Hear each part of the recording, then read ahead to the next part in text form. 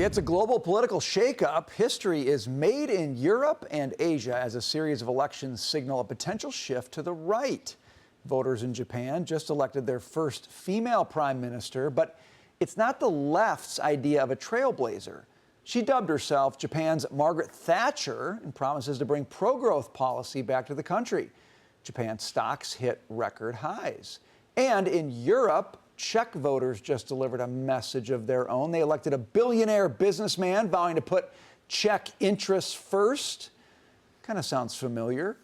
Griff, you're interested in this. I am. I have not followed Czech politics closely. You have. So let's start. You followed Japanese politics closely. What do you make of this? I love international news, and I don't get to talk about it as much, being a reporter in Washington and then on the weekend. But I do think it's very fascinating. So Sanae Takaichi is known as the Iron Lady, a reference to Margaret Thatcher and her ultra-conservative views. But did you know that among her favorite music and bands is Iron Maiden?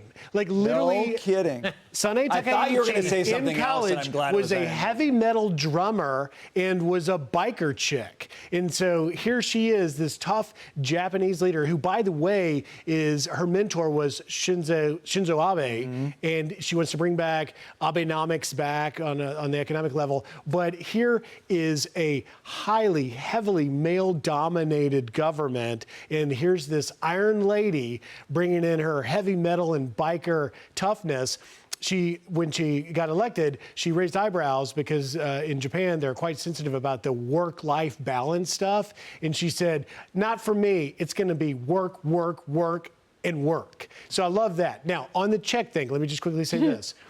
If you had any doubt the importance of Vice President Vance's speech back in February at the Munich Security Conference, we are seeing it play out in places like the Czech Republic right now. Remember, he went into what is the stiffest of all European stiff status quo events, the Munich conference, and he just blasted EU leaders, demanded they change their ways, that in Europe free speech was in retreat, and we are now seeing that influence of the rise of conservative populism in places like the Czech Republic. Jonathan, every time I watch you with Stuart Varney, you've got some interesting stock pick, and a lot of them are international. Yeah. So I wonder what you make of this sort of increasing rightward tilt across the globe, hitting Japan now in the Czech Republic. Yeah, I mean, Brian, well, the most successful countries have always been the most free, i.e. the United States. So, when you see countries moving towards more pro-growth, Thatcher-esque, if you will, policies,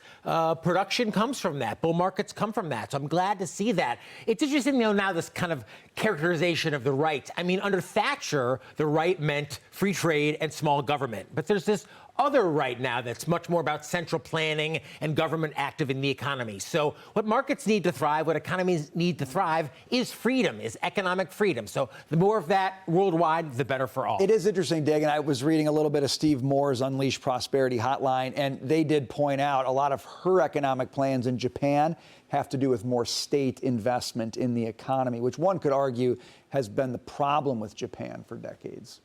We're seeing some of that here in the United States now, aren't we? With the Trump administration taking stakes in, Intel, and there's what golden share in the U.S. And Trump RX. US Steel. So, yeah, I don't even know what that is at this point, but it's not going in the direction that I would call free market. It's not probably a Thatcherite. It is right. Corporatism. It is kind of lifted from Bidenomics. It actually goes further than Bidenomics did, but I digress. But Britain is becoming less and less free by the day, particularly with the crackdown on speech. Britain needs a Thatcher. 100%.